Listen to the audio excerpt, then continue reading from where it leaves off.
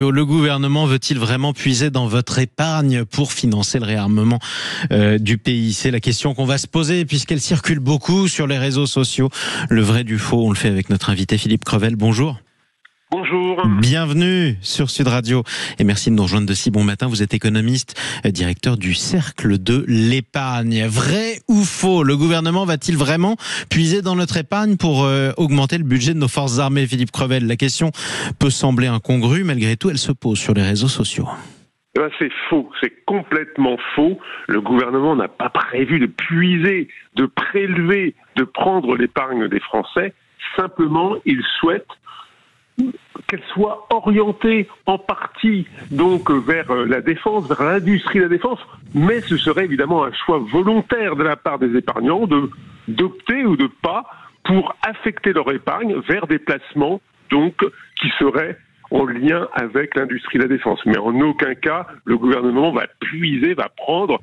Ce ne sera pas un nouvel impôt. Emmanuel Macron a indiqué clairement qu'il ne voulait pas faire d'impôt pour la défense, et donc il n'y aura pas d'impôt sur l'épargne ou de prélèvement sur l'épargne. Mais alors malgré tout, on est face à une quadrature du cercle, puisque le ministre des Armées, Sébastien Lecornu, nous dit que le poids de forme de l'armée française, c'est un budget à 100 milliards d'euros, presque le double de ce qu'on a, j'ai dit. Ça veut dire qu'il faudra bien trouver les ressources quelque part. Concrètement, ça veut dire quoi? On se dirige vers un équivalent défense du livret A, ou c'est encore une autre piste qui est explorée? Alors, pour mobiliser l'épargne, pour orienter l'épargne, c'est vrai qu'il y a plusieurs pistes possibles et qui ont été évoquées ces derniers temps.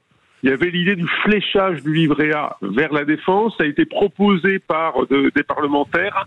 A priori, ce n'est pas ce que souhaite Bercy. Pour éviter de transformer le livret A en millefeuille, il ne faut pas oublier que le livret A est destiné à financer en priorité le logement social.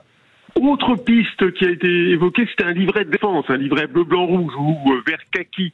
Là, pareil, c'est un peu compliqué à mettre en place. C'est un système un peu administré et donc c'est pas forcément ce qui, aujourd'hui, a le vent en poupe. On irait plutôt vers la création d'un fonds d'investissement en faveur de la défense. Fonds d'investissement, donc, auquel participeraient les institutionnels, les banques, les assureurs, la Caisse des dépôts et consignations par exemple, et qui pourraient faire appel donc à l'épargne des ménages à travers donc des unités de compte dans l'assurance vie, à travers des parts donc de ces fonds qui pourraient être logés dans un compte titre, voire dans un plan d'épargne en action. Alors on parle souvent de l'épargne des Français comme d'un bas de laine particulièrement imposant qui pourrait régler beaucoup de problèmes. Est-ce que c'est vrai ? Alors, l'épargne des Français, elle est abondante. Il y a 6 000 milliards d'euros d'épargne financière, mais cette épargne est déjà utilisée. C'est pas de l'argent dans un coffre-fort. L'épargne des Français, elle est aujourd'hui au cœur de l'économie. Elle finance en grande partie les déficits publics imposants de l'État, mais ça finance également le logement social, ça finance également les entreprises, bien heureusement, et ça finance déjà la défense, que ce soit donc à travers le financement du déficit de l'État ou à travers des actions des entreprises comme Dassault, comme Airbus, et donc les Français financent déjà la défense. Et c'est vrai que l'épargne ne peut pas résoudre tout à elle seule, et en plus elle est déjà utilisée.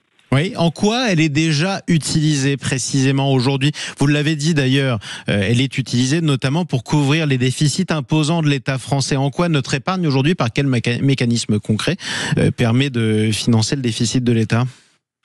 L'épargne des Français donc est orientée vers le financement des déficits de l'État à travers plusieurs produits. Premièrement, l'assurance vie. Quand vous avez un contrat d'assurance vie et que vous avez souscrit à des fonds euros dans ces contrats, ce sont des fonds qui sont garantis en capital, l'assureur, avec l'argent que vous avez versé, pour garantir donc ce fonds euro, va prendre des obligations d'État et contribuer au financement du déficit. Sur le livret A, par exemple, oui, ça finance le logement social, mais également une partie de votre argent pour assurer la sécurité du livret A, pour assurer la liquidité, est placé dans des obligations, dans des bons du trésor, et donc finance également le déficit de l'État. Et ça, c'est important de le rappeler. On dit souvent que la dette française a un gros défaut quand on la compare à d'autres pays qui ont une dette importante, comme par exemple l'Italie ou alors le Japon, c'est que la dette française, elle est détenue par des investisseurs étrangers et donc pas par des Français. Vrai ou faux ? Alors, la dette publique française est détenue à peu près à 50% par des non-résidents, donc par des personnes qui ne sont pas sur le territoire français. C'est vrai que si on prend au Japon, on est sur plus de 80% détenus par les Japonais. Les Italiens, c'est un peu plus, donc les Français en détention nationale, c'est aux alentours de 60%. Il faut voir que en France, le gros détenteur de la dette publique aujourd'hui française, c'est la Banque Centrale Européenne qui a acquis énormément de titres ces dernières années. Après, donc, c'est à peu près un quart. Après, c'est réparti, donc, pour 50% entre les Français, et puis entre les banques, les assureurs, et puis, donc, il y a à peu près 25 à 30% qui est acquis par des non-résidents essentiellement européens. Et c'est vrai qu'on a une dépendance vis-à-vis de ces investisseurs européens qui exigent de plus en plus des taux d'intérêt élevés, ça coûte de plus en plus cher à l'État, et donc ça nous oblige, c'est vrai, à un moment ou à un autre, à être un peu plus donc rigoureux, mais c'est difficile en France. Alors ça nous oblige du moins du côté de l'État, et c'est difficile en France. Je vais y revenir dans un instant, mais ça m'amène à cette question.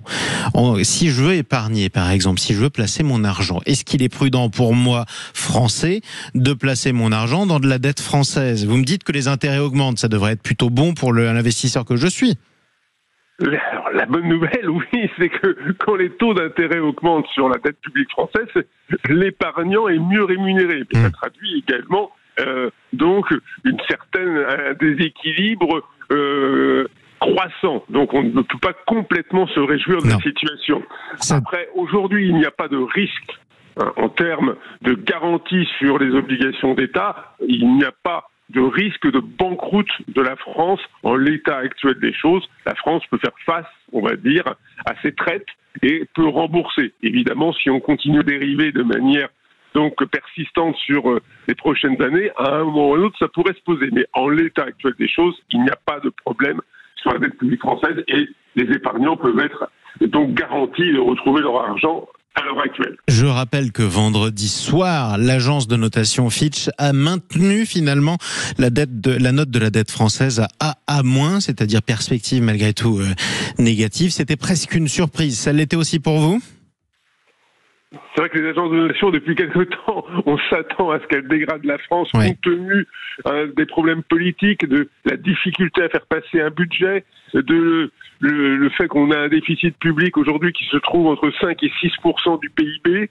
Et donc, c'est vrai qu'on est plutôt dans l'idée que ça va se dégrader et que les notes vont se dégrader. Pourquoi les agences ne dégradent pas ? Premièrement, parce qu'on a un taux d'épargne extrêmement élevé. 18% du revenu disponible brut, près d'un cinquième des revenus des ménages sont épargnés. Donc, ça contribue à maintenir la note française. Et puis, il y a l'idée que le système donc financier institutionnel français est solide par rapport aux autres pays, parce qu'il faut toujours comparer la France par rapport aux autres pays. Et la dette publique française, les titres publics français sont appréciés à l'étranger et il n'y a pas de problème de souscription, parce que on se dit que la France arrivera à rembourser, puis que la France est quand même encore un grand pays économique à l'échelle internationale. Donc moi, ça fait plusieurs mois, voire plusieurs années que je vois passer certains de vos confrères, des économistes, qui partagent leur inquiétude.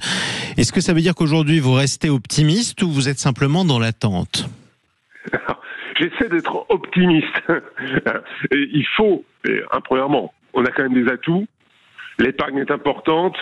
On a quand même une économie, même si on a des difficultés, comme ça a été indiqué ce matin dans le journal du dimanche, on reste quand même une plus puissante économie européenne. Puissante économie européenne, mais avec un bonnet d'âne. C'est ce que rappelle le journal du dimanche. Tout à fait, sur certains aspects. Mais on a encore des secteurs dynamiques, que ce soit dans l'aviation, que ce soit même dans les start-up au niveau de l'intelligence artificielle. On a encore des atouts.